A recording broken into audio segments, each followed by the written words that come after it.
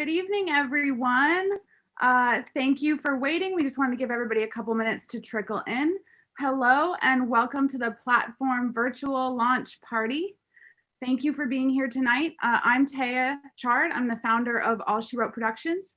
We're here tonight to celebrate the release of Kelsey Josund's debut novel, the dystopian sci-fi Cli-Fi tale, Platformed. Kelsey, how you doing tonight? Thank you, guys. I'm doing all right. Are you ready? Yeah. All right, let's kick things off. For those of you who don't know Kelsey personally, or for those of you who do know Kelsey personally, it may not come as much of a surprise that she's got two kind of full-time careers. For those of you who don't know, I'll fill you in. Monday through Friday, Kelsey is a machine learning engineer for a climate change startup focused on harnessing the power of AI to conserve our world's forests. That's just her day job. On nights and weekends, she churns out more sci-fi and fantasy stories than any other author I've ever worked with. Kelsey reached out to me back in December, and she was interested in publishing Platformed. She'd been offered a publishing deal on another book from a different publisher, which is also fantastic, by the way. But she felt the world really needed to read this one first. Though written largely in 2018, after the pandemic year of 2020, the themes and platform were just too prescient to wait on. So we jumped on a rigorous 5 months of production, and now I'm very happy to announce that Kelsey's debut release is finally here. We're going to get to the reading and Q&A with Kelsey shortly, but before we do, it's my distinct pleasure to introduce Seattle musician Tae Phoenix, who's going to kick things off with a performance of two very apt songs. The first, a cover that I'm sure you will all recognize, and the second, one of her very own originals. So without further ado, let me present Tae Phoenix. That very lovely introduction. I'm actually going to do two covers, and I'll do my original at the end. And by the way, Kelsey, Mazel Tov on the book. This is very exciting. Oh, now don't it always seem to go that you don't know what you got till it's gone. They pay paradise and put up a parking lot. Ooh, shoo, ba, ba, ba. They pay paradise and put up a parking lot. With a pink hotel, a boutique and a swinging hot spot. Oh, now, don't it always seem to go that you don't know what you got till it's gone. They pay paradise and put up a parking lot. Oh, they pay paradise and put up a parking lot. They took all the trees and put them in a tree museum. And they charged the people $1.50 to see them. Oh, now, don't it always seem to go that you don't know what you got till it's gone. They pay paradise, put up a parking lot. Oh, they paid paradise, put up a parking lot. Ooh, shoo, ba, ba, ba, ba, shoo, ba, ba, ba, bo. Hey, big oil, put away the carbon now. I would like my children's children to survive somehow. Oh, now, don't it always seem to go that you don't know what you got till it's gone. They pay paradise and put up a parking lot. Oh, ooh, they pay paradise and put up a parking lot. Late last night, I heard the screen door slam, and a big yellow taxi took away my old man. No, now, don't it always seem to go that you don't know what you got till it's gone. They pay paradise, put up a parking lot. Ooh, they pay paradise and put up a parking lot.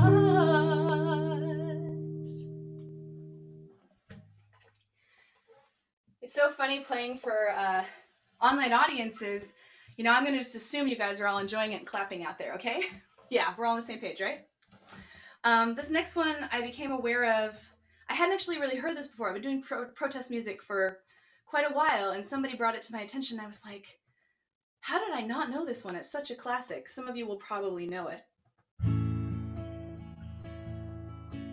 As we go marching, marching in the beauty of the day, 1,000,000 darkened kitchens, 1,000 mill lofts gray are touched with all the radiance that a sudden sun discloses.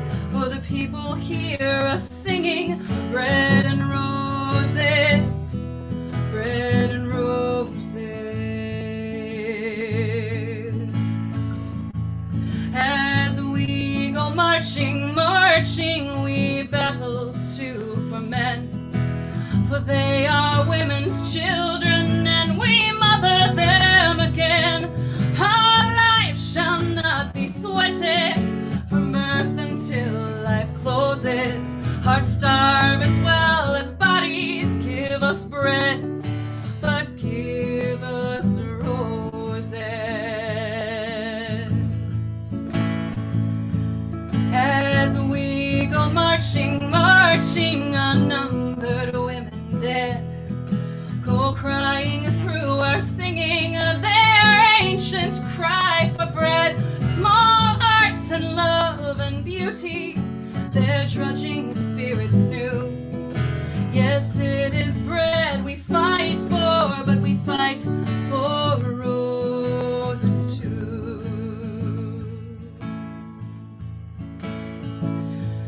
As we go marching, marching, we hold our heads up tall, 'cause the rising of the women means the rising of us all. No more the drudge and idler and toil where one reposes, but a sharing of life's glories, bread and roses, bread and roses.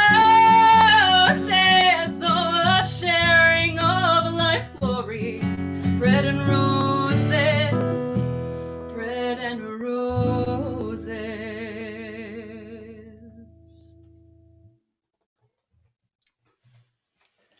Thank you, Tae, so much. And I am one of those people who had not heard Bread and Roses before, so thank you for giving me a musical education. I'm getting lots of claps in the chat, lots of beautiful voice. So if you guys, just so you know, Tae is a local musician here in Seattle, Washington, Kelsey's hometown. And she's currently running a Kickstarter campaign to fund her next EP, The Girl You'll Be. If you'd like to support her campaign, you can follow the QR code, which is on your screen now, to give her a donation and follow news on her release. Now, oh, sorry. I just said thank you so much. I really appreciate being here. Thank you. And don't worry, Tae will be back at the end to wrap us up with an original. Before we move on to the main event of the evening, the reading and Q&A with Kelsey, I want to talk a little bit about a cause that's very close to Kelsey's heart. The themes of environmentalism, climate change, and social responsibility permeate throughout her work and her writing, and Platform is no different.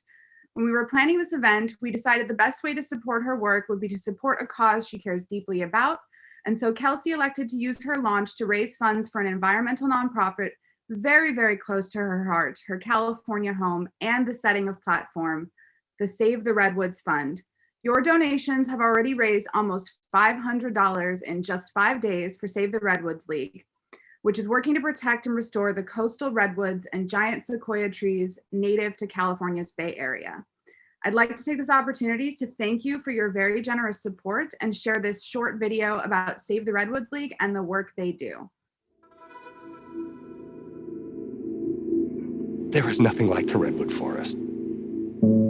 They've been here forever, really since the dawn of time. They're the largest.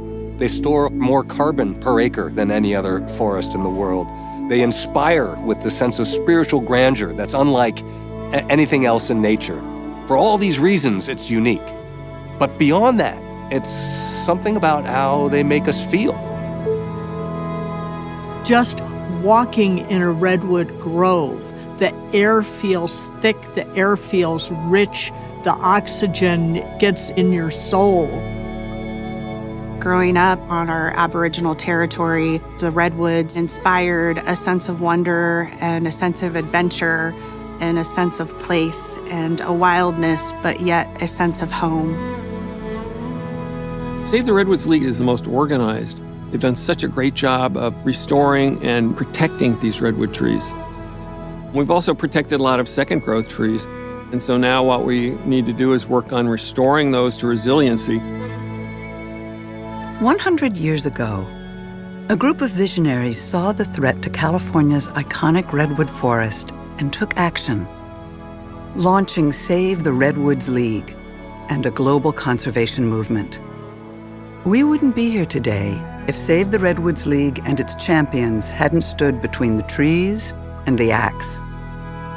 Today, we need you to be equally visionary and heroic, because more than 1 million acres of our coast redwood forest remain unprotected, and our giant sequoia are more vulnerable than ever.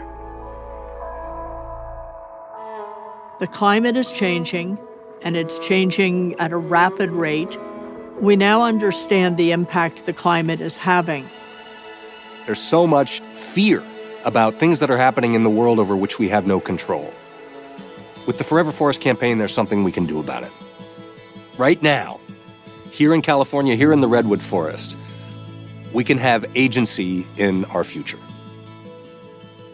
What we envision is a redwood forest of the scale and grandeur that once graced the California coast and the Sierra Nevada. Protected forever, restored to grow old again, and connected to people through a network of parks and protected open spaces that inspire the world with the power and the beauty of nature. This is about going from defense to offense. This is about letting nature recover and grow back its former glory. It's about being able to amplify. How do you make sure that what you do is more accessible to more people so they can understand and see the value of why we're doing this work in the first place? Save the Redwoods League is a comprehensive organization. We have a really good system of connect. We're really trying to do education and show kids and adults what the redwood forest is and what it can do for us.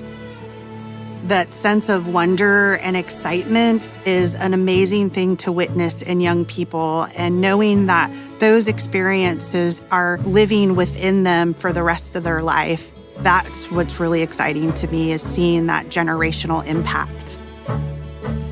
The redwood forest is the best investment you can make. We have this iconic, this superlative forest for which we've chosen to be stewards, growing right here in California, where we have the political will, where we have the means, where we have the opportunity and the scientific know-how to heal a forest that we almost lost, and to lead a global restoration effort. We begin to turn the tide, and we set in motion a deeper sense of responsibility for the stewardship of our planet. All right. Thank you, Damien, for putting that together. And now it is my distinct pleasure to introduce you to our main attraction, the reason that you're all here, and the now officially published author of the hour, Kelsey Josund. Okay, great. Sorry. Thank you all so much for being here. This is super exciting and feels very official now. I have 6 scenes that I'm going to share with you, and a few comments on each of them. So I think I'm just gonna get started. For those of you who haven't read it yet, Platformed is about a female software engineer in near future Silicon Valley, both in her regular life in tech, and then after she enters this community that is run by one of the tech giants. It alternates between scenes in the book's present, which is sometime in the mid-2030s, and flashback scenes that go back about 10 years earlier than that, so much closer to us in time, showing how life in Silicon Valley is slowly degrading and becoming more dystopian. Both of these settings are integral to creating the subtle dystopia I was going for, because in some sense, Silicon Valley in itself is already unsettling, and could almost be a dystopia on its own if you present it right. And I don't quite go that far, but I try to show how the community is not as different as it might be. So here's a scene early on in the community once the protagonist, Sara, has been accepted and is just starting to recognize how disquieting this place is, despite all its beauty and precision and niceness. It was the kind of scene where she expected to see people walking their dogs or playing with their children, but both pets and kids were not permitted here. It made the space feel oddly dead, unnaturally calm and adult. Something that might appeal to other people, but which to Sara cast a one-dimensional empty feeling over the environment. She'd always appreciated a little chaos. The sky overhead was so much bluer than she was used to. Just the blush of sunlight after a rainstorm or something more. She tried to guess if they could somehow enhance the outdoors, then decided that they didn't need to. The ocean brightened every vista. She continued toward town, enjoying that she had a bit of a commute to reach the areas that thronged with people. Most of the apartments were right over the shops. How had they known that she'd prefer to be at a distance? She worried that the people who constructed this place knew her too well.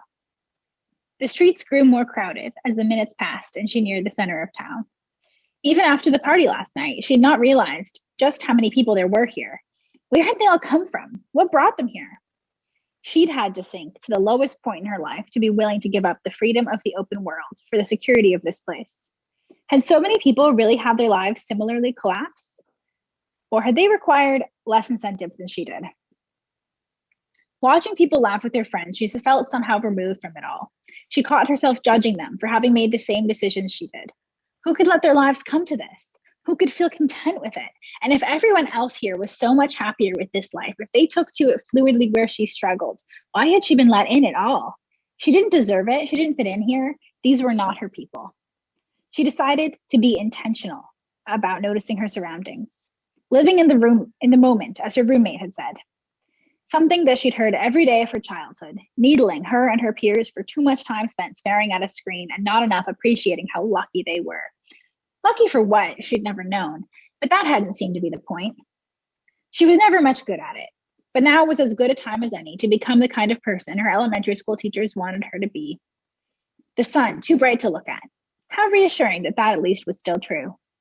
Slight movement as the waves set the floating town back upon the sand.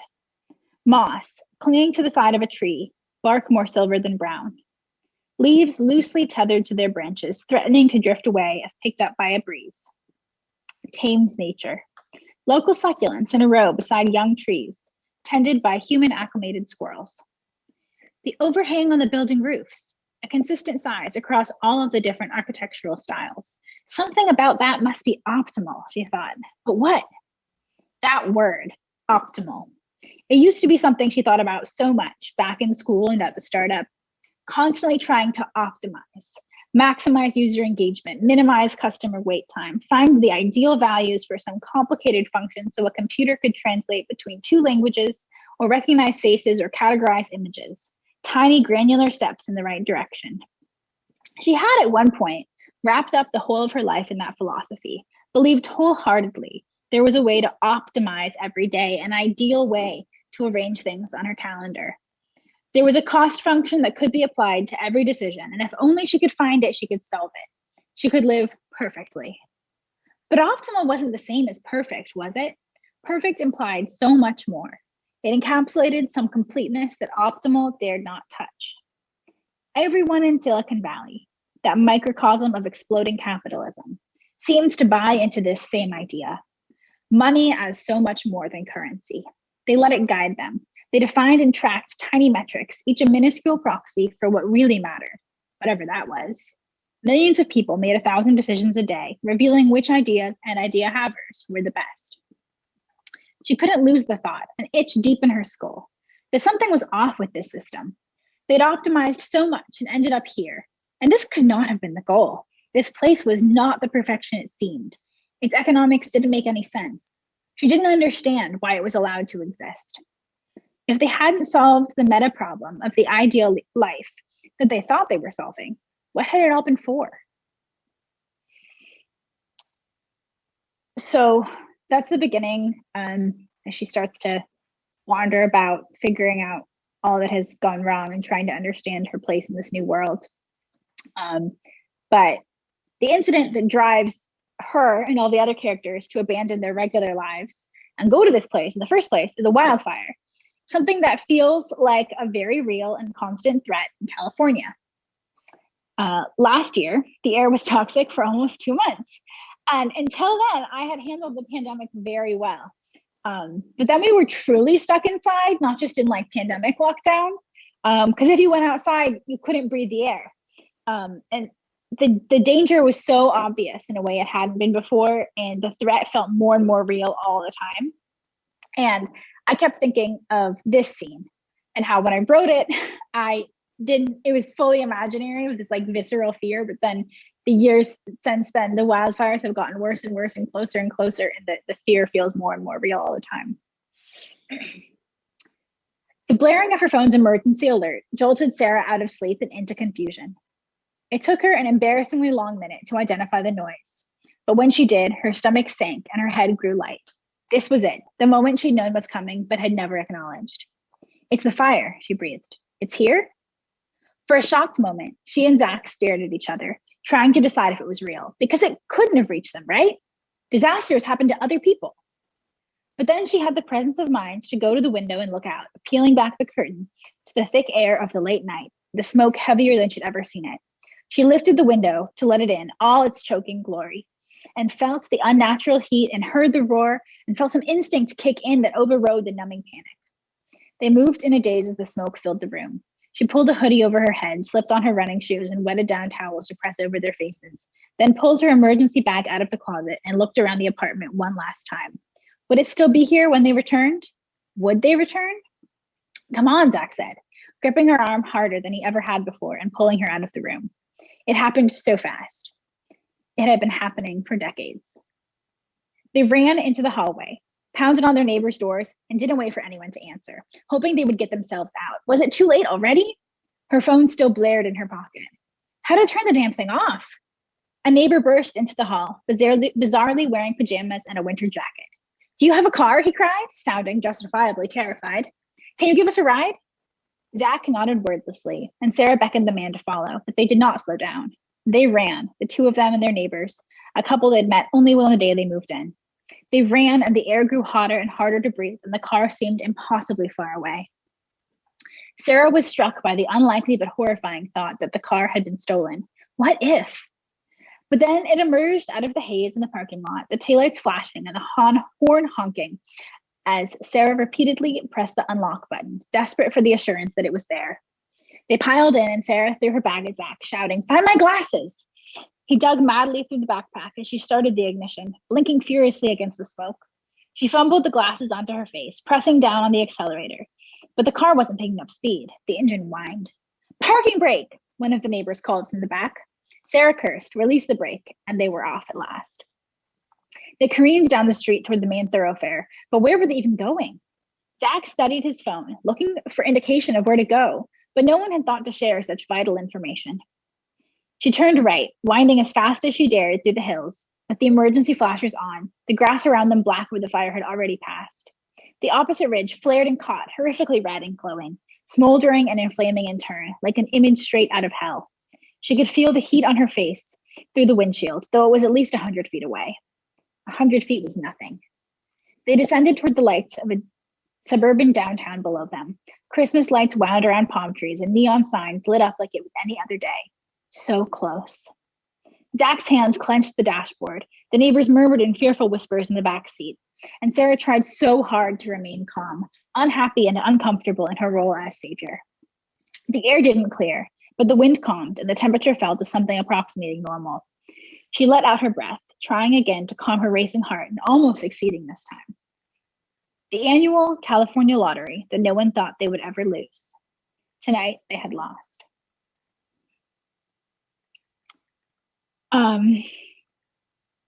Jumping back to talk about Silicon Valley as a whole a little bit more now. One of the central themes in this book is who counts as a have versus a have-not. Like there's one really easy way to draw the line between, Silicon Valley and San Francisco have really high rates of homelessness. But there's also another kind of bifurcation. Sorry, my cat just like ran into the light. Another kind of bifurcation between the early tech employees who make millions off an IPO and the regular people in Silicon Valley who are nevertheless, they kind of disappear among the way that's often reported on, and how conflicted Sara feels about this.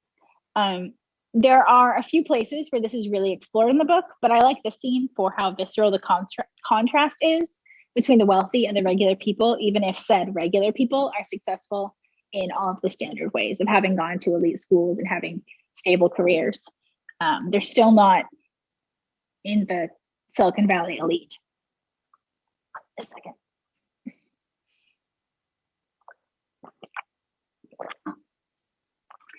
Sara's own apartment was nice enough, but Eric's was downright palatial, much grander and more plush than any single 20-something really deserved, but who could be surprised? This had always been him.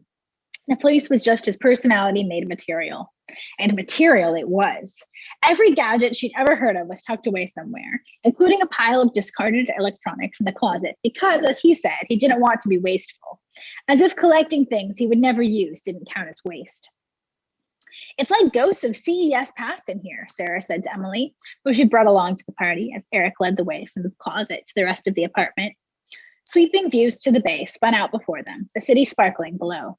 What floor were they on? Very high, though she couldn't say for sure. Eric had made a mocking comment about the surface dwellers beneath them, something he clearly intended to be synonymous with service workers, and didn't seem to realize included Sara, too. He lived there alone, except for the frequent outsourced girls who stayed the night and friends who crashed on the couch or in the guest room or sprawled out on the thick living room carpet after a wild night out.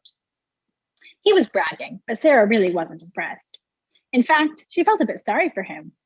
There was no way he could afford this place with the vague job he'd acquired.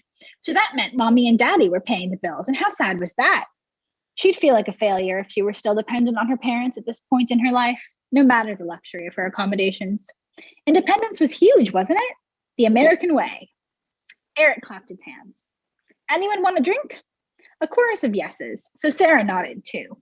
The lights on the Bay Bridge danced and flickered. She noted to herself that she should look into hanging a painting of it on her wall. Then the lights went out.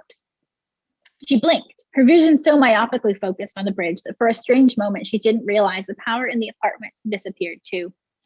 The hum of the fridge fell silent. The city below vanished into the black night, the flow of car headlights along the street suddenly standing out like blood cells coursing through veins. What the hell? Someone asked, saying what they were all thinking. It wasn't stormy. There was no reason for power lines to fall and no cause for the utility to preventatively shut things down like they might in high winds to stave off a fire. It'll be back, Eric said. Almost as soon as he spoke, the background noise of a living home resumed and the lights warmed back on.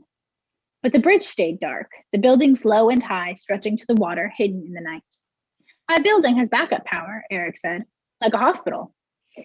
Emily leaned toward Sara and whispered, only the best for those who can pay for it. Sara had the oddest sense that they were floating in a bubble, hovering over the real world, looking down upon it.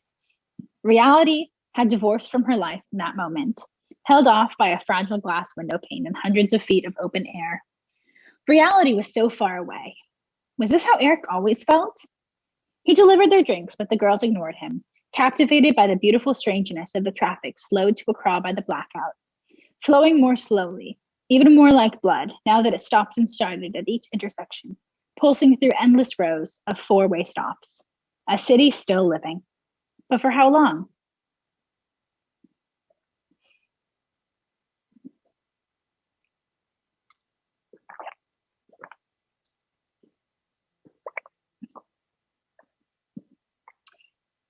Once she's in the community, Sara's life becomes very artificial. This next scene is the very first one I wrote when I first came up with the idea for Platformed, which was spring 2018. And I didn't know what was happening when I wrote it. I wasn't sure what story this scene was a part of, so I had some ideas. And I hadn't yet worked out the surrounding purpose or the setup, but I knew there was this strange sort of urgency and also fakeness that I really liked and wanted to explore, and it really drew me into the story that I would eventually put together. The commotion fell away behind her. Others were running, she thought, but she didn't turn or slow to watch them. This was about her now, just her and her feet against the sand, her lungs against the salt air. It had been so long since she ran like this, free and wild, not an obligatory suburban jog or careful track-based sprint. No, Sara ran like a child, as fast as she could, across uneven terrain without a goal besides escape. She had to concentrate to keep her feet beneath her on the loose sand, only taking the time to assess her surroundings when she paused to catch her breath. Military, maybe. Too old and decrepit to be from the city that had been here just a few years before. Concrete with collapsed roofs and graffiti. Sloping down a hill toward old farmlands, turning now to wildness. Sand becoming grass beneath her feet. Behind her, the sound of conflict. Shrieks. Of laughter? Of fear? A body hitting the sand. The oof of breath knocked out of lungs. Protestations and celebrations. She ducked, sliding around what in her wildest imagination was once a bunker. Halted for a breath, as hidden as she could be while so exposed. A pause, a muffled voice, a retreat, and then she was running again, blood pumping and mind calculating, like a predator more than like prey, so aware of everything. Eyes racing to keep up with her body's progress, stumbling and recovering but not stopping, not even sure if anyone was following. Why did this feel so real? The fear she felt was not fake. Someone hunted her and she didn't know why. They hadn't even laid out any stakes. What happened if she was caught? She had to get away, and so she would. Her feet pounded across the terrain, more deft than she expected, zigzagging around the concrete and steel structures, crunching over bushes and avoiding trees weathered by the coastal breeze. The cold air felt so bright in her face. How long had it been? She had not run far, had crossed back and forth over the dunes, had darted from the buildings to the swamped farmlands, now too saline to grow anything useful. A startled family of ducks burst into the sky. She plunged up to her ankle in a puddle, but did not slow down, then scraped her arm through brambles enough to bleed. The sun began to burn through the clouds. She hadn't seen any of her teammates in a while. Could it be that she was the last one left? Ahead, a hill. More dramatic than the dunes, sharp and stark, with large boulders suspended in loose sandstone, sea-ravaged roots of dead trees snarling through the soil, reddish bushes clinging up the side. So many places to hide, and such a vantage point. How could she not climb? Her heart pounded as she raced across the field that separated her from her goal, each step surely her last. She was certain someone would see her, someone would be waiting. She would fall and it would all be over. Instead, she reached the base and began to climb. Perhaps no one noticed, perhaps no one cared. Maybe no one had ever chased her at all. Finding a way up was not trivial. The ground dissolved beneath her feet. In order to make progress, she had to rely as much on her arms as her legs, gripping the exposed roots and pulling herself up, ready to catch herself when, inevitably, she lost her footing.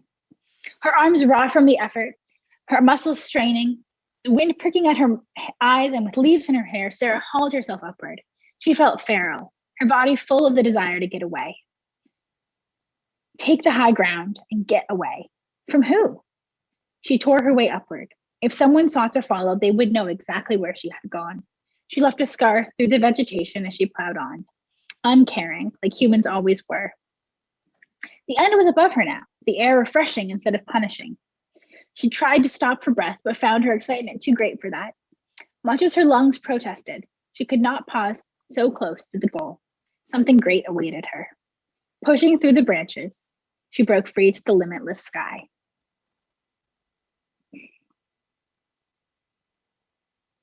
Man, this makes me really thirsty.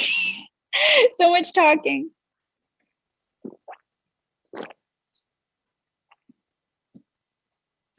The most interesting parts of this book for me to write were the conversations that Sara had with Everest and with Bee. These conversations allowed her to work through her thoughts with two people who have very different perspectives and motives in the story and very different roles in the story. And you're in some sense kind of pulling her in two different opposite directions. It was tricky to choose some snippets of their conversations that worked outside of the context of the story and that didn't spoil anything. But I think I found some that work. So here we go. Who were you before? She asked. It was a strange question, but one she had mulled over for a while. What she wanted to ask, so what do you do, no longer made sense. She could hear the smile in Everest's voice when he replied, wouldn't you rather know who I am here? She kept her body angled toward the water. I think that's what the company would want, yes. But that's a boring question, isn't it? Which is why I didn't ask it, she replied. He didn't say anything. It's okay, she retreated. You don't have to tell me. Well, let me ask something, he said. You want to know what I used to do? What does that matter? Why did that ever matter? She started to reply, but found all of her answers lacking. It's a heuristic, she finally settled on. Always imperfect. And shouldn't we strive for perfection, Sara? Something in his tone was grating to her, as if he knew so much more than she did. Is that what we're doing here? Perfection? He seemed to shrink. He let his line of questioning go. She wished she knew what the two of them were doing, exactly. What do you think happens here? He asked after a long pause, in which the freshness of the waves had rushed in to fill her ears, so complete she didn't know why they bothered talking. Something about this question felt different from the others, more sincere, less like he already knew what she should say. But she also didn't know what she should say. Testing things, right? She offered, lamely. That's the company line, he replied. She decided to be fully honest, though perhaps that was stupid. I think we're hiding, actually. From what? He asked. Not like he disagreed, though. From everything. Letting the company shield us from the refugees and the storms and the melting of everything from ice caps to political norms, he asked. She shrugged, not ready to go quite that far out loud, though that was exactly what she'd been thinking. Just hiding. Later, she had a very different, but very similar conversation with B. But fundamentally, Sara said, I am happy. I can spend my days eating good food and reading books and contributing to the innovations of the future, even if it's not quite how I imagined. B rolled her eyes. Don't tell me you believe that. Of course I do. B shook her head. No, you don't. You just know you're supposed to. Look at me here. I don't belong to anything. I'm not amounting to anything. I'm sure if my parents knew what I was up to, they'd be ashamed. But hell, at least I'm not a cog in some giant machine like you are. Sara blanched. I wasn't trying to say that you're not. B waved a hand. I know what I am. I don't know that you do. Sara laughed, but it was forced. Of course I don't. B didn't either, no matter what she said.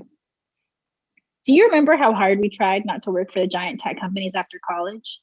How hilarious to think that we actually had to try, Sara said. This is exactly what we didn't want for our lives, B said. I didn't imagine this at all, Sara said. Nothing like this seemed possible. B considered. I saw it coming. Oh, sure you did, Sara scoffed. I did. B sat up and pointed at Sara. Well, maybe not exactly this, but something like it. The takeover by our corporate overlords, erosion of democracy, impossibility of making a career like we'd imagined, the insecurity of an ecosystem crumbling around us, all that. Is it totally dumb that it blindsided me? Sara asked. I think you're just an optimist, B replied. Now Sara laughed for real. I am the furthest thing.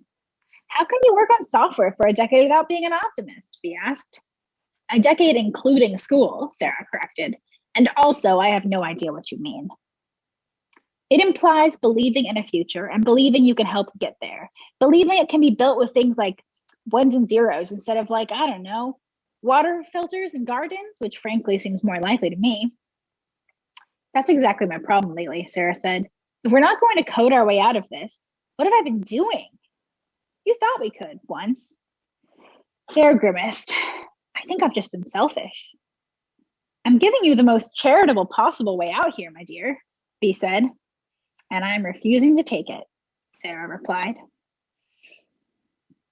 So I think that gives some sense of these two different relationships in the book, the two most important people to her in the course of the 300 and something pages. This last one was also one of the earliest scenes that I wrote. It makes the driving metaphor about feeling like you're drowning, explicit, and also gave me a chance to look at a lot of beautiful pictures of jellyfish. I kind of wanted a bright orange jellyfish on a deep blue cover as the background, as the deep blue background as the cover.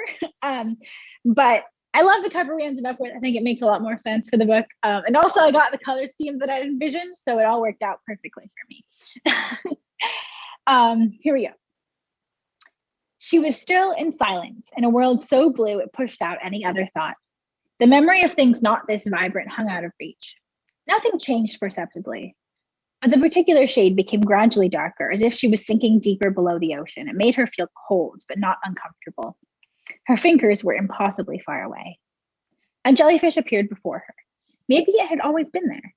A beautiful pale orange, tendrils stretching off into obscurity, pulsing like a heartbeat, buffeted by a light breeze, swaying.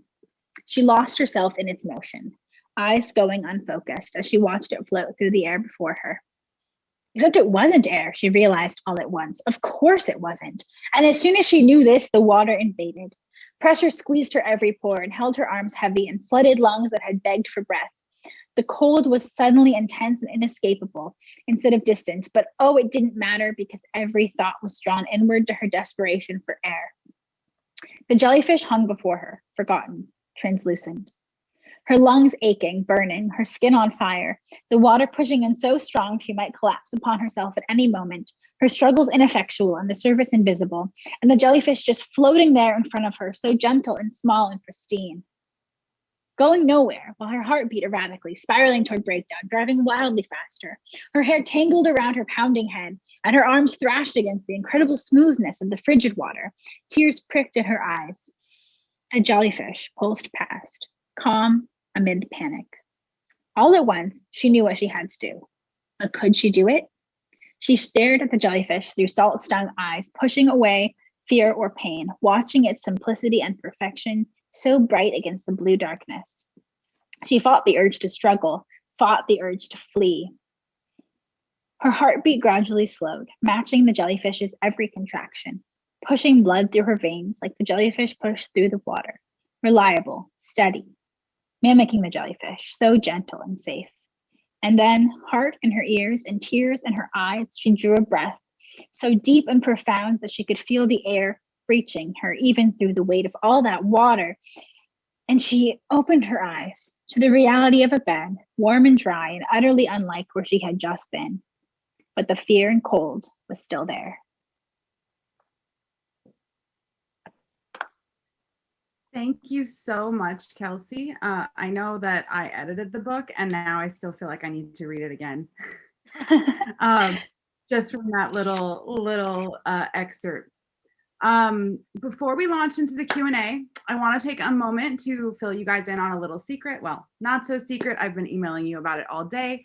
But everyone here should have already downloaded their free ebook copy of Platform on Smashwords. If you haven't already, you can do that now with the QR code that is on your screen. Even if you already have a copy and have already read it, claiming your free download will help boost Kelsey's launch day sales stats. So that's a really great way to help support her and her author career. Everyone who donated to Save the Redwoods League is also being entered to win one of 5 signed hardcover copies. That's what I have right here. This is a super special, secret, very high quality edition that is not available for purchase online anywhere yet. So if you'd like to make a donation, you can still do that by going back to the Eventbrite page and clicking tickets and then entering in the donation field only. There's other ways to win too, though. If you follow Kelsey on Twitter and Facebook and Instagram, and I believe we're putting up her handles on the next slide, then if you share anything about her from now until Friday, you'll get another entry for every share. Just make sure that you tag her and All She Wrote Productions so that we can track it. And then we're going to launch the Q&A real quick, but just a couple of housekeeping things. If you want to be on camera and ask your question to Kelsey directly, then hit the little hand icon, the raise hand icon, and I will call on you. And if you'd rather ask your question and have me read it to Kelsey and not be on camera, you can drop it in the chat labeled Q&A there at the bottom. I'm going to kick things off with my first question, which is, Kelsey, how does it feel to have your very first novel out of your head and out into the world? It's a little surreal. I mean, it's been a long time coming. I've been writing novel-length fiction for a very long time, but it also like snuck up on me. I think largely because we did such an accelerated publication cycle for this. It was kind of like, oh my gosh, it's here already. But yeah, it feels good. Remember when we talked about doing it in 3 months? Yeah, that wouldn't have worked. All right, I'm going to jump in and take a question from the queue. Emma Nadalny says, in the first excerpt, you touch on contentment and over-optimization in the colony she's in. How has your time in Silicon Valley brought these themes to the forefront of your mind? I mean, Silicon Valley is full of really grandiose visions. CEOs, I mean, that's part of how it works, right? When you're pitching to venture capitalists, you have to paint this picture of you being able to solve some amazing problem that nobody else can solve. And it requires a strange mix of optimism and like delusion to be able to convince yourself and your employees and the investors that you are the one who can do things, and that no one else can. And I think most people, when you step back and are no longer like out pitching, like can acknowledge like the risk and just how few startups succeed. But this like idea that the impossible can be done, and that whole, I can't remember like where I've read this, but like in so many places where they're saying, we're going to change the world, we're going to do incredible things. You have to believe that on some level in order to launch a company. But it's really, I think, dangerous to believe that all of us with a very specific kind of background and a very specific way of thinking can actually do that. That we have to, that we should. Very quickly, I just want to make sure somebody let me know in the chat. Can you guys see Kelsey right now? We're trying to get her handles thrown back up on the screen so that you guys can share, and we'll also put it out at the end as well. But okay, great. You see me when I'm talking and her while she's talking. Perfect. I'm going to bring up another question. Your sister, Annika, how did you decide on the title of the book? The title was suggested by my friend Roman. I think he's in attendance, so thanks for the title suggestion. It has a couple different meanings. One of them is like literally the community is on a floating platform. The idea is like that it's over some land that was flooded and no longer could like habitable the way it had previously been. So it's kind of like a houseboat at high tide and just like on the land at low tide. But then also the metaphor of like tech platforms, like we interact with them in so many different ways. They're not just a single product. This is like bringing the platform to its ultimate conclusion of that they're not just what we use to communicate. They're like, they provide everything we need in this book. And finally, the third meaning is about that same idea of a platform, but with these characters who feel like they have been silenced within Silicon Valley. They're not the people who are like the avatars of Silicon Valley as women and as non-tech workers, et cetera. And so they don't have a platform. And so in writing the book, I am giving them one. All right, I got another question here from Rachel Abril. Might be too much of a spoiler, but well, I don't think it's too much of a spoiler. Do you think so, Kelsey? I can answer it in a way that's not. Okay, great. The question was, what was the community really testing them on in the exercise where Sara and her teammates had to run? So that was one of the scenes that I read. I'm not going to tell you what I think, but I'm going to tell you like more about what Sara is thinking, what the other characters speculate on. because ultimately it doesn't matter. But the point in the scene there is like team building, right? You need to put people in a stressful situation. You need to see how they react. But in this controlled, closed community, they can't expose them to real danger. That defeats the purpose. The point of the community is that it's safe and you're coddled and taken care of. But it turns out people do really badly when they're just given no stresses in their life. It's actually bad for us to not ever be stressed. And I kind of view it as like akin to like a combination of gym class and going to a horror movie. Like gym class in school is necessary because you've got to exercise. And in this community, they're really big in getting people to exercise. But you also need to go through stressful experiences with people to bond with them. And the community really wants people to bond with each other. And so, you know, putting them in a stressful situation where they're being chased, where they're on teams, is trying to make them like each other more. And also just fulfilling that human need to feel like there is that you're escaping or not. Like people look for that. That's why we do escape rooms. That's why we go to horror movies. All right, let's go to Kay Dennis. Which audience do you hope that this book will resonate with the most?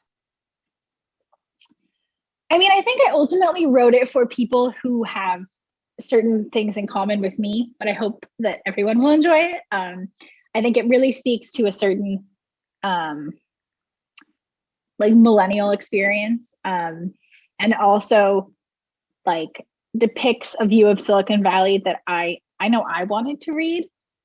It seems like what I've read, I have really not read very many books that take place in Silicon Valley, and I have looked for them. And when I have read them, they just don't ring true to me of like what people here are really like. Like my friends are, I have plenty of friends who are engineers, but I also have friends who are teachers, and I also have friends who are like, you know, working at nonprofits or between things, especially in the past year. And I think those people are really important to show as being in Silicon Valley as well. We're not all software engineers, even if I am and the main character is. That's not the only way into this place. And so I hope that people who know that or who need to know that will read this book. All right, how about Liz Hawkins? An early scene, the days, weeks being prepared, stick with me. After the lockdown year, all of us separated.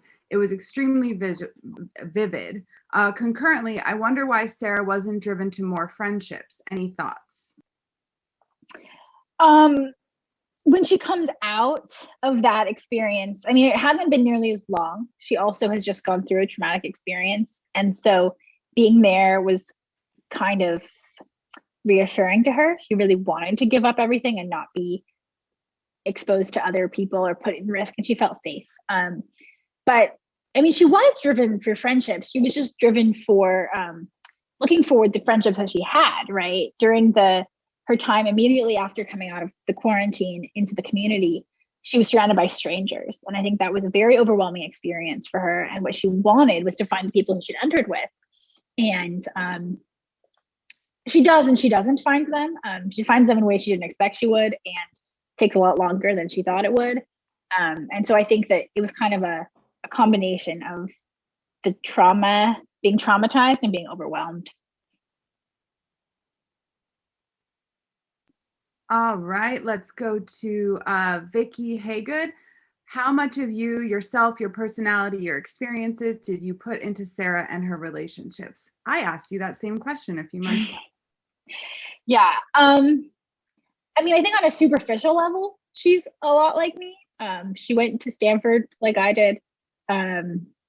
She's a female software engineer like I am, working at a startup like I've done and I am. But on a more nuanced level, she's nothing like me. I don't interact with the world at all the same way she does. She's much more passive and much more... I am much more interested in like engaging with things on a more abrupt level, I think, than Sara is. Like Sara observes before acting more than I do necessarily, and also puts up with a lot more from the people around her than I would, especially both in her friendships and her relationships, like romantic relationships. It kind of lets them happen to her and expects them to be like, she expects the other person to kind of be the one pushing it forward. Even if she is internally thinking about that and like what she wants, she waits for the other person to make the first move. And I'm not like that at all. But I wanted her to be someone who I could sympathize with, someone I'd want to be friends with, even if she isn't me. And also, I want to say, the startup she works at is toxic in a lot of ways I saw at startups that I interviewed at, but not in the ways any of the companies I've worked at. I've worked at some wonderful startups that I highly recommend to anyone who's looking for a startup to work at. They're good places. Note to all of Kelsey's coworkers, not about. I have a question here from our musical guest, Tae Phoenix. What do you want people to take away from the book? That's hard. I feel like some level of sympathy for each other and also for the environment. Like one thing that I try to show is how she feels kind of like she's been ignored, and she's at the same time ignoring, like she appreciates the beauty of the ocean and the beach, and she notices the birds and stuff, but she doesn't take it a step further to want to help make all the disasters that are happening that are humans' fault. She doesn't try to solve them. She just is sad about it. I think in that sense, I want people to be like, okay, don't be like Sara. If you recognize there are problems, you should try to solve them instead of just feeling like empty through like becoming, again, like I said, she gets overwhelmed. She's overwhelmed by all of the problems, and instead of trying to address them, she runs away. All right, let's go to Roman. How did the experience of the pandemic change the book as you were editing? Good question. I think the main thing it did was make me feel the urgency of needing to get it out. I saw it felt more relevant than ever. And I was like, wow, some of these things I've featured are going to just happen to us if we don't hurry up. Like disease is not the main disaster in the book, but there are disease outbreaks. And like the fire season last year, and even like the ice storm in Texas, with like the rich people having power and the poor neighborhoods not. Just like so many things where I was like, I've got to hurry up and put this back out in the world before like the world becomes a book. But specifically, the only change I can think of that I made was having her think back on the pandemic at one point, because I was like, I explicitly want this to be in the future. And it feels weird if she's going through this disaster and like being quarantined and not thinking, oh, like the time I was quarantined as a kid in 2020, you know, like I that was the only change I made explicitly due to the pandemic. All right, next question is from Nicole Chan. What do you typically expect from the ending of dystopian stories? What are your thoughts without spoiling or influencing expectations on your novel's ending? Well, the ending changed completely in editing. I love the new ending. It is so much better than the one that I thought of with the initial draft that I submitted to All She Wrote. I think when I tried out the ending they suggested and then like did another read through of everything building up to it, I was like, wow, I was foreshadowing this ending all along. I didn't even know this was the end. So that's my thoughts on the ending I have now. I love it. But I also am a huge fan of open-ended endings. So if you're looking for something that wraps it up really neatly, it's not going to be that.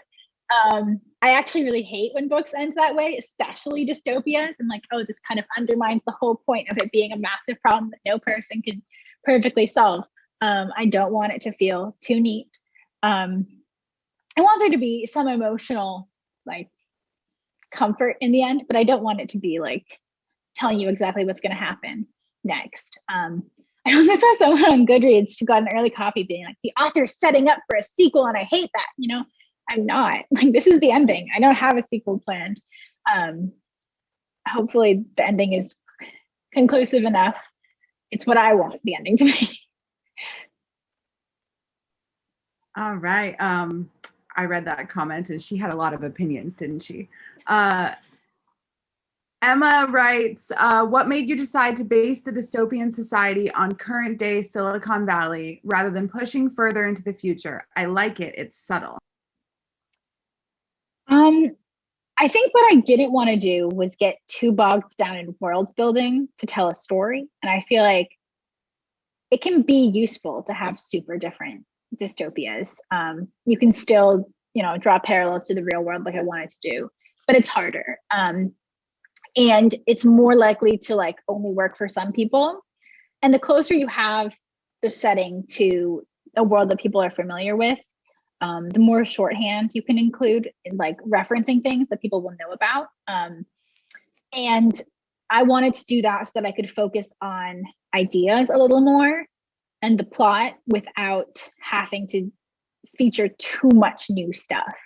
I also thought it was just a fun exercise to like come up with how I thought the world would and wouldn't change in roughly 10, 15 years.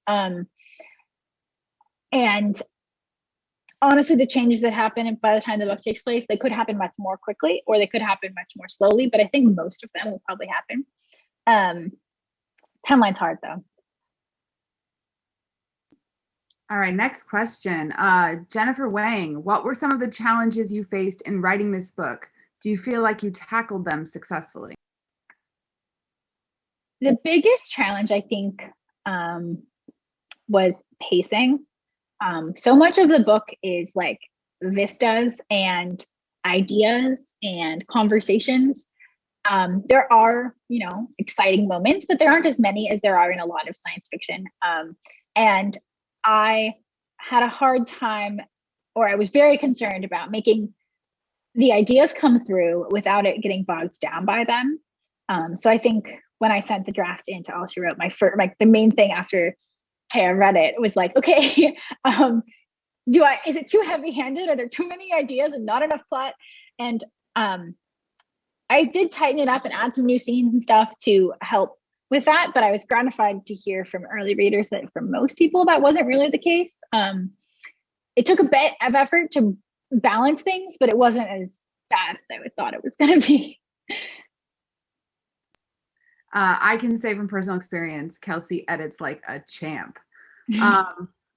Lara Lavi asks, how did your childhood influence the story in this book, if at all?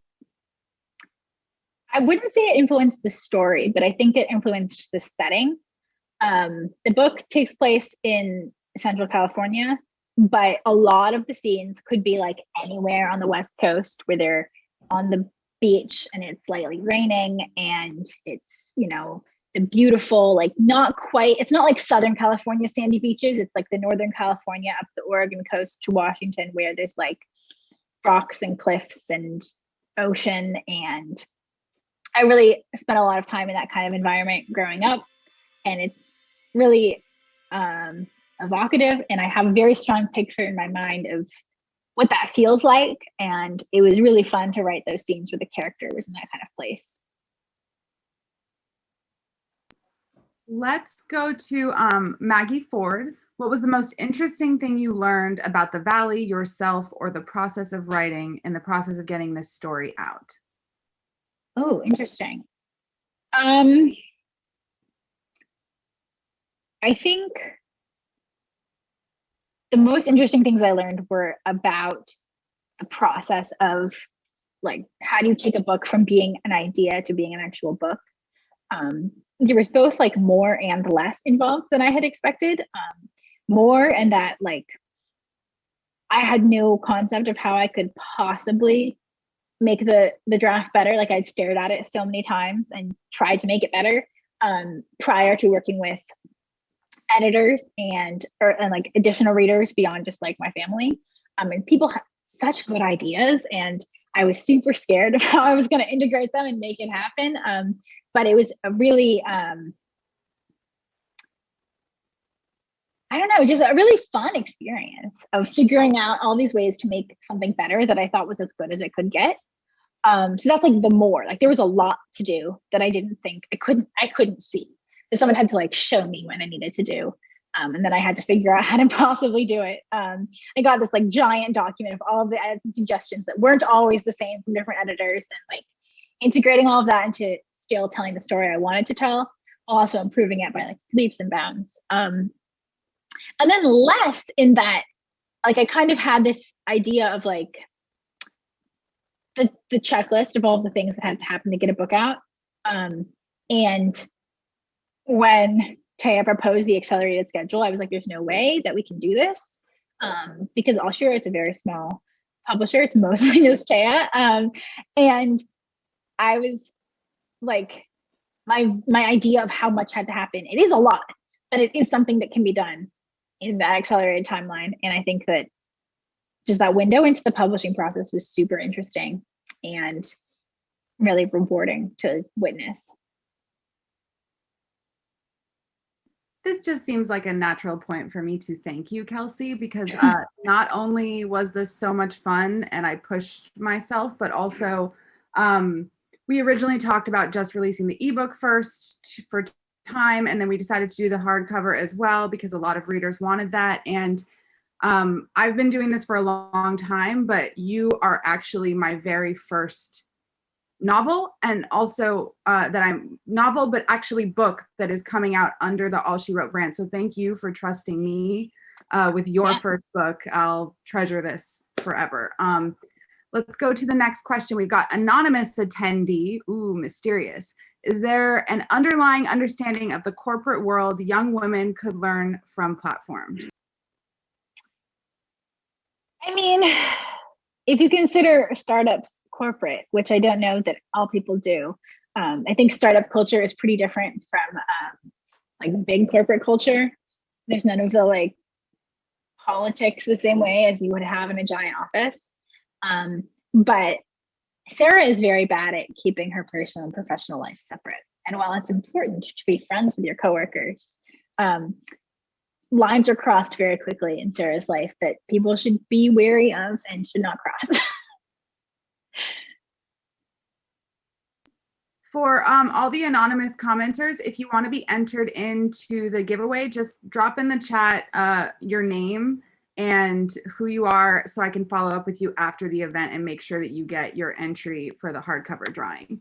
I'm going to go back to Kay Dennis. What did your day-to-day creative process look like writing this book, given that you also work full-time? What an amazing accomplishment. I said she has 2 jobs. Yeah, I mean, it is hard. Balancing it sometimes is stressful, where I'm like feeling like, okay, I got this scene I need to write tonight, but then also I'm stuck working late because I also have an experiment that I need to finish running or something. Or vice versa, I'll be trying to focus on writing code and my brain just really wants to be writing a novel right now. But I find that they're pretty complementary. I think I'm better at both by doing the other one. I think if I was trying to just do one, if I was trying to just do my machine learning software engineering job, I feel like I wouldn't have a creative outlet the same way that I need to. Like, it's a very creative career, honestly, but it's not creative in the same way as writing a novel where you're just like making up stories. It's so fun. And if I was just writing, I think the feedback cycle is so slow and the sense of accomplishment when it comes is enormous, but it takes a really long time to get there. And I think I would be exhausted by that. Like, I don't know how I would keep motivated if that was the only sense of like accomplishment I had in my life. Whereas with code, I think I've read places like that people do it because you get so many little bursts of dopamine whenever the code compiles or runs correctly. Like hopefully you're getting that multiple times a day, and that's super exciting. Like specifically, I try to work on my writing 1 or 2 hours a day in the evening. I'm not obsessed about it. It doesn't happen every single day. Sometimes it ends up being a lot more than that because I just can't stop. And sometimes I'll go weeks without getting anything done because it's just not happening. And I let that be okay. I think all the writers in the virtual room can totally relate to that. Vicky asks, if you don't have plans for a sequel, do you have plans for similar novels, or do you have plans to expand to different genres? Please write more. Yeah, I have lots of plans. The next thing I'll probably be putting out is quite different. I say probably because I don't know for sure, but it's the one that's most close to being ready is a dark retelling of Cinderella, where she is a psychopath instead of a hapless little princess. I also have some that are kind of vaguely like that are also like twists on fairy tales. I do have an idea for a sci-fi novel that would be of a similar kind of vein to platform, to near future dystopia, very different. I don't know if I'll write that, get that one out or not. It seems like aspects of it may, like the pandemic may have made them less impactful, but we'll see. And then I also have a fantasy trilogy that I'm working on that is probably a long way from coming out, that has very similar themes to platformed while being set in like high fantasy. So lots of climate change and like meaning and humans who are on a small scale up against the world that they have destroyed. I have read this fairy tale retelling, and it's fantastic. So if it's not the next one, you'll certainly be hearing from me when it does come out, because I'm the biggest cheerleader of that book. Another anonymous question: what is the significance of the town being on the water or on a platform? And again, please drop who you are, anonymous, in the chat to me so I can keep track. Take it away. The main thing is that I wanted to show some examples of humans adapting to climate change. I think this is a kind of a fantastical element. I don't think this is likely to be a way that we actually handle things, although who knows, maybe. In that this town is flooded, is no longer useful, and so this land is now really cheap. The tech giant wants some cheap land in a beautiful place, and where better than a town that you can't live in anymore. It also shows, like, rather than solving the root cause of the problem, which is climate change, raising sea levels, this tech giant has like just kind of sidestepped the issue by building over on like a floating platform. So I thought of it as a metaphor for those kinds of things. Another anonymous question. Neil Gaiman, author of American Gods, among other books, recently said he dislikes that his books continue to be as relevant as they are. If you fall into a similar mindset, what do you feel are some actions our society can take to change the course it's following?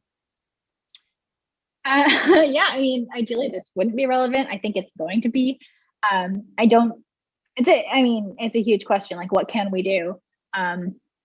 Recently, I was asked in an interview relating this to the promotion of this about like this kind of thing, and my answer there was that we have to do everything. Like, we have to be both reducing our use of fuels and also offsetting what we can, and also preparing to do geoengineering, because we'll probably have to. Like, we're no longer in a place of like, we're no longer in the place where we can solve the problem. We're in a place where we can mitigate the problem, make it less bad. Climate change is coming for us all.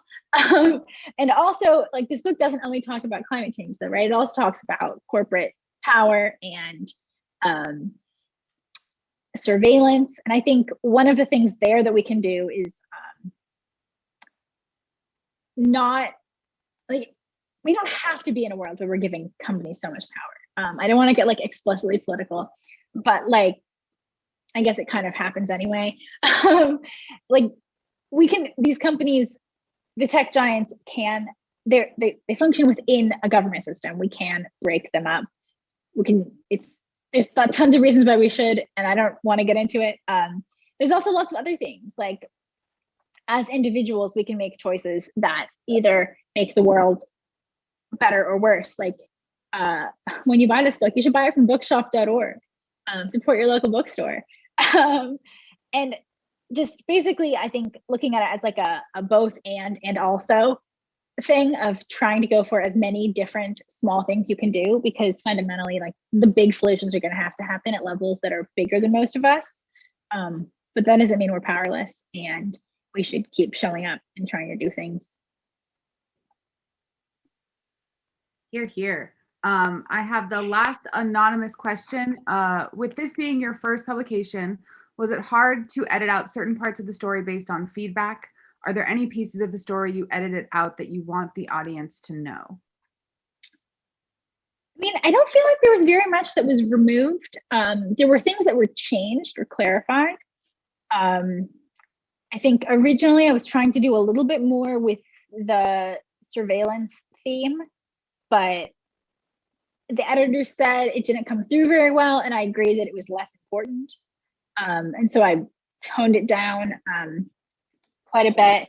There was a thing about her trying to, like, her wanting to have something for herself, and like this symbolism of like taking photos that ultimately I don't think really made a lot of sense. But yeah, that was the only thing that really got removed. I've definitely had drafts in other stories I've worked on where either I realized or someone told me that, like, I really needed to remove something. It was just too confusing or too much or whatever. And I've never really had trouble doing that. I think it's kind of fun. It's just like blank slate, do it over. All right, last call for questions. Anyone? All right, I think we should move on. So thank you guys for all of your wonderful questions. Don't forget to like and share platform on social media now through Friday for more chances to win the special hardcover edition that you can't get in stores. And remember to tag Kelsey and All She Wrote. I will send a follow-up email giving you those handles for social media one more time so that you guys have them. We'll be announcing the winners on social media and via email this weekend. Before we close things out, let's invite Tae Phoenix back one more time to close us out with her original song, Free Woman. So first of all, I just want to say, I didn't know either one of you, Taya or Kelsey, before this whole thing, before Laura connected us. And I cannot wait to read this book. I am so excited to read this book. So, and congratulations to you both, because this is a major milestone for both of you. This song is, it's called Free Woman, and I wrote it after participating in the protests against Brett Kavanaugh's nomination to the Supreme Court in 2018. And it was a really amazing experience being in DC, organizing, protesting, getting arrested, going back, doing it again, and the incredible leadership of Black women, trans women, women of color in that space, and the ways in which women were coming together around the needs of all women, not just the needs of white women. And that process really woke something up in me. And I feel like, given this book's ecofeminist themes, that this will be an appropriate note to end on.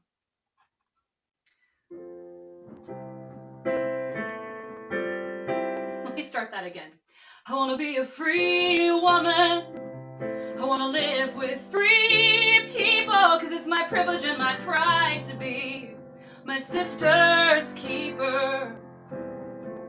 I want to be a free woman. There's plenty tried to hold me down, who know I'm not easy to drown. Ooh, 'cause I'm the truth, the holy rage, the wild voice they can't contain. And I refuse to show proper deference to the artful deal or the best defense of complicity. 'Cause I wanna be. Been breathing lies all my life, now I'm gonna make it right. Oh, I criticize, I terrify, I'm crucified or burned alive. Or else they laugh at my impertinence. That a girl like me could take such offense when my body is the least that they deserve. I've got some nerve, 'cause I wanna be a free woman. I wanna live with free people, 'cause it's my privilege and my pride to be my sister's keeper. I wanna be a free woman, my sister's keeper. And I am done with deals with the devil now. I am ready for the glory, because the people in my blood keep telling stories.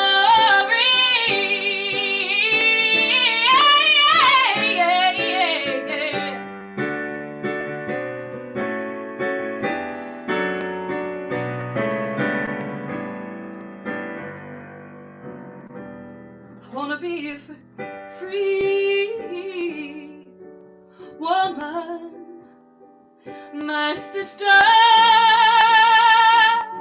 keeper. I wanna be a free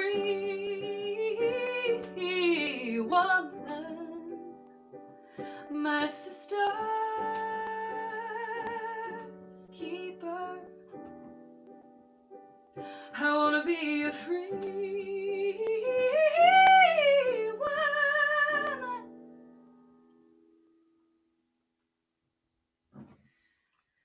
I'm again going to assume that you're applauding. Thank you. This is one of the songs I'll be recording on the Girls You'll Be. So if you are interested in checking that out, there's the link to my Kickstarters in that graphic there. All right. Yeah, we're throwing that graphic up one more time. QR code will go straight to Tae's Kickstarter. Thank you so much.